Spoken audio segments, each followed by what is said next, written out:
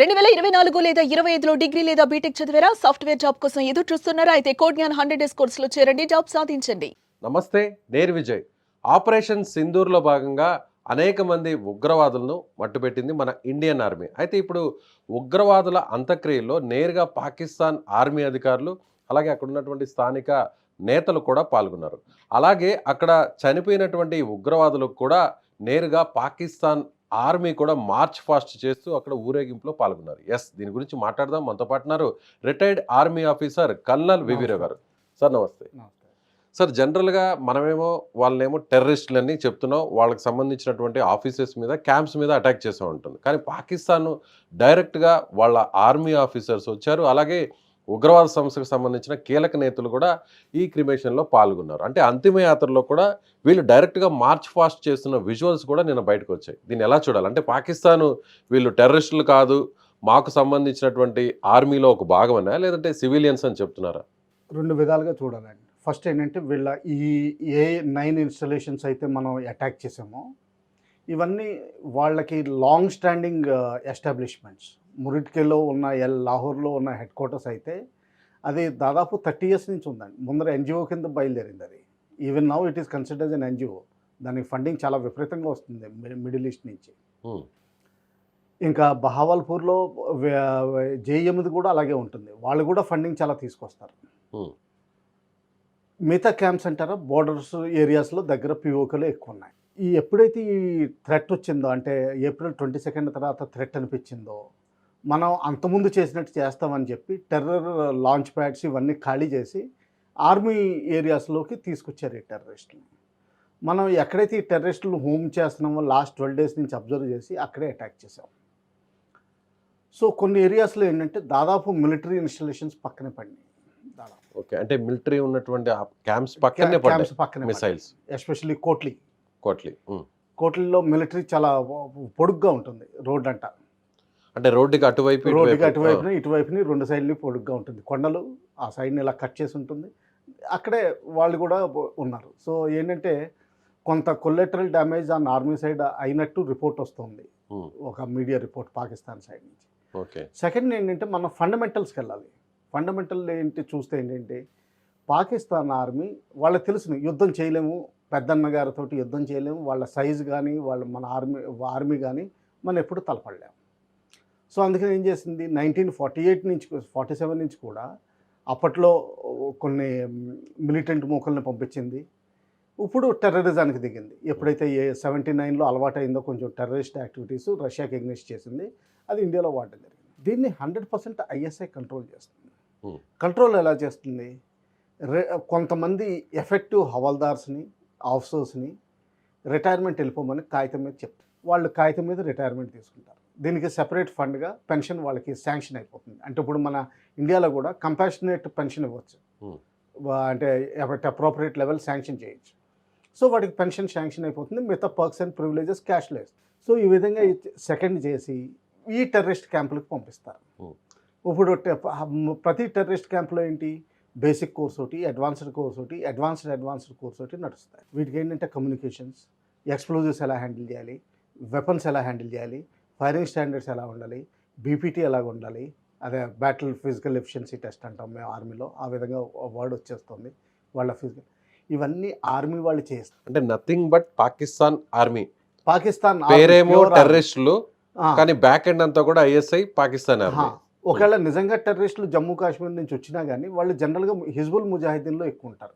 Okay, అంటే sir మీరు చెప్పింది ఆల్మోస్ట్ అందరూ కూడా దీన్ని కాదనలేవు.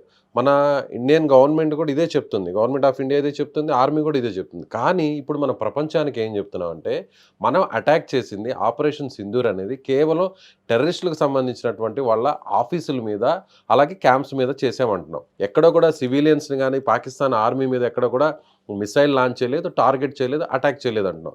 కానీ ఇప్పుడు చూస్తే ఏమో మీరేమంటున్నారంటే ఆల్మోస్ట్ ఇది ఆర్మీ, నేను పాకిస్తాన్ ఆర్మీయే, టెర్రరిస్టులను ప్రత్యేకంగా మనం అనాల్సిన అవసరం లేదు అని అంటున్నారు. కానీ ఇప్పుడు ప్రపంచానికి పాకిస్తాన్ ఏం చెప్పదలుచుకుంది? ఇప్పుడు అదే వస్తున్నాం. బేసికలీ ఆర్మీ వాళ్ళు ఈ అటాక్స్లో చాలామంది చనిపోయారు. ఆర్మీ వాళ్ళే చనిపోయారు. ఎందుకంటే ఈ ఇన్స్టాలేషన్స్లో ఎవరు ఉంటారు, ఇన్స్ట్రక్టర్స్ వీళ్ళంతా ఫ్యామిలీస్ తోటి ఉంటారు, క్వార్టర్స్ ఇస్తారు, ఫ్యామిలీస్ ఉంటాయి.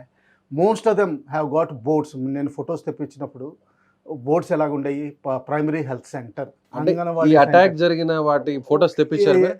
అప్పట్లో ఒకప్పుడు చూశాను. ఏ సెంటర్ సార్? కోట్లీ కోట్లీ చూశాను.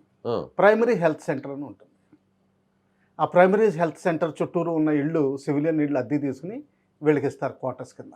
ఉమ్, సో ఈ అటాక్ ఎప్పుడైతే 9 ఇన్స్టాలేషన్స్ మీద అటాక్ జరిగిందో, మిలిటరీ వాళ్ళు ఎవరైతే ఇన్స్ట్రక్టర్ కింద ఉన్నారు, అడ్మినిస్ట్రేటివ్ స్టాఫ్ కింద ఉన్నారు, కంట్రోలర్స్ కింద ఉన్నారు. ఓ, తర్వాత కంట్రోలర్స్ కూడా ఉంటారు. ఇప్పుడు రేడియో సెట్ ఉందనుకోండి, ఉమ్, ఒక మాస్టర్ కమ్యూనికేషన్ సెట్ ఉంటుంది. దాన్ని మ్యాన్ చేయాలి 24 hours. వేరే వాళ్ళతో కమ్యూనికేషన్ చేయాలి. వాళ్ళు తెలివిగా ఎలా చేస్తారంటే దానికి ఎల్డబ్ల్యూ అంటారు, ల్యాండ్ వైర్ ఇప్పుడు ఎగ్జాక్ట్ వర్డ్ గుర్తు రావట్లేదు, ఎల్డబ్ల్యూ.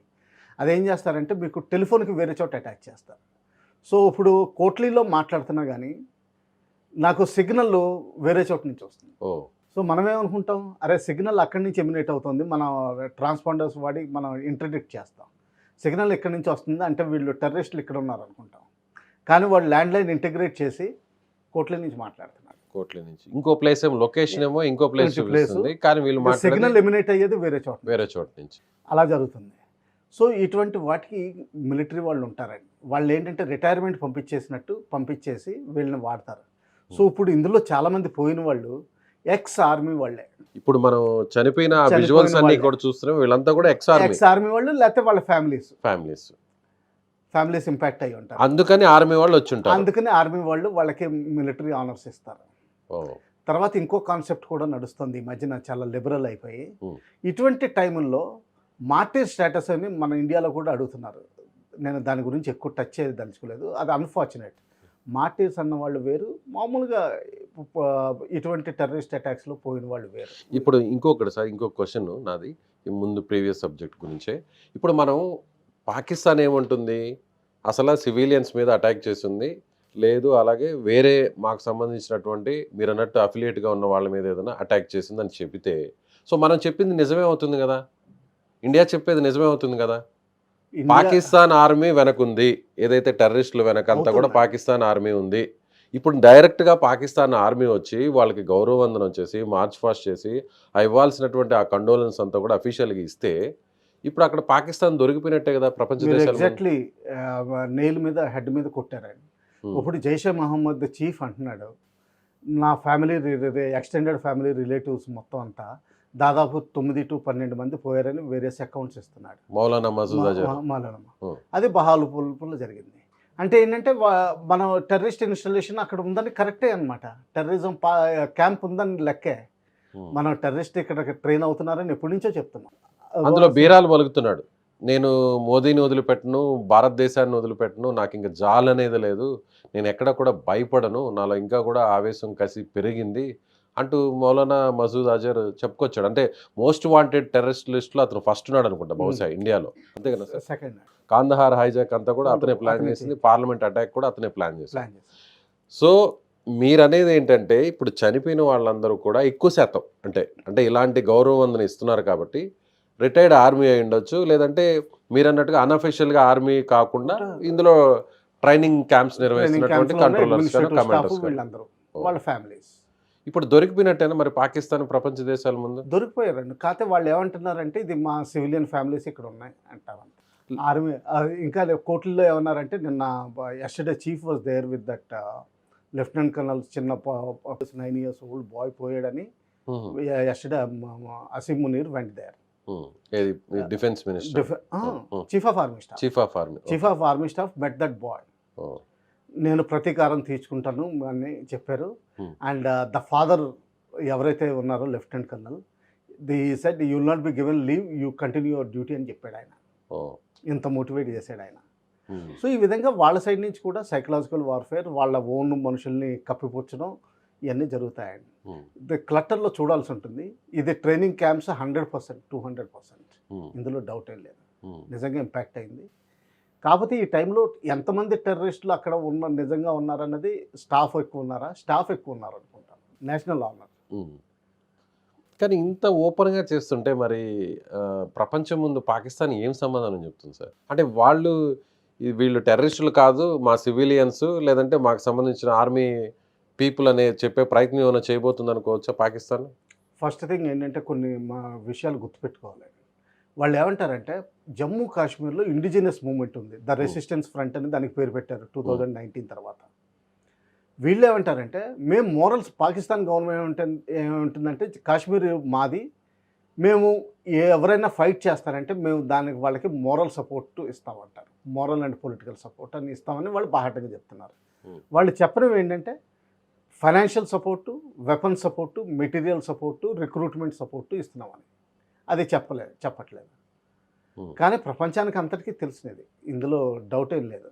కానీ ఇంత బరి తెగించడం, ఇంత ఓపెన్గా మీరు అన్నట్టు మిలిటరీకి సంబంధించిన గౌరవ వందనాలతో పాటుగా మార్చ్ ఫాస్ట్లు నిర్వహించడం, కండోలెన్స్ అంతా కూడా అఫీషియల్గా చేయడం, అందులో టెర్రరిస్ట్ లీడర్స్ కూడా ఉన్నారనేటువంటి విషయం కూడా మనకు నేషనల్ మీడియా ద్వారా తెలుస్తుంది. మాకు ఇంకొన్ని విషయాలు అప్పట్లో తెలిసేయండి, ఎందుకంటే కొన్ని కాపీలు అవన్నీ వచ్చాయి. ఈ గేట్ దగ్గర ఎంట్రీ రిజిస్టర్ ఉంటుందండి. మీ స్టూడియోకి రావడానికి నేను ఇంకా ఎంట్రీ ఎక్కడ చేయలేదు, కానీ అక్కడైతే ఎంట్రీ కూడా చేయాల్సి ఉంటుంది. ఎక్కడ సార్? క్యాంప్ దగ్గర ఎంట్రీ రిజిస్టర్ ఉంటుంది, అలాగే నైట్ డ్యూటీస్ ఉంటాయి.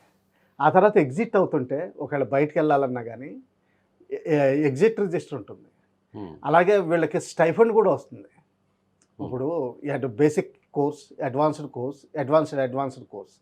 అందరూ ఇక్కడ ఎమోషనల్గా చెప్పి రిక్రూట్ అయినా కానీ అందరూ అన్ని విధాలుగా సక్సెస్ఫుల్ అవుతారని లేదు. సో కొంతమంది బేసిక్ కోర్స్ తర్వాత ఆగిపోతారు, తర్వాత అడ్వాన్స్డ్ కోర్స్ తర్వాత ఆగిపోతారు. Only few will be superior ట్రైనింగ్కి వెళ్తారు. వాళ్ళు యాక్చువల్ ఆర్మీ తోటి ట్రైనింగ్ అవుతారు సెంటర్స్కి వెళ్ళి, సివిలియన్స్ కింద.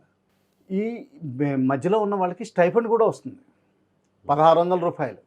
అంటే జస్ట్ భోజనం తిన్న తర్వాత బయట ఖర్చులకి కొంచెం బట్టలు కొనుక్కుని, ఏదో చిన్నవి కొనుక్కుని ఓ సినిమా చూడడానికి, ముజఫరాబాద్లో ఓ సినిమాలు ఉంటే చూడడానికి, అంతవరకునే డబ్బులు వస్తాయి వాళ్ళకి. వాళ్ళు నిజంగా ఏడుస్తారు. చాలామంది కాశ్మీరీలు వెనక్కి వచ్చిన వాళ్ళు ఏడుస్తారు.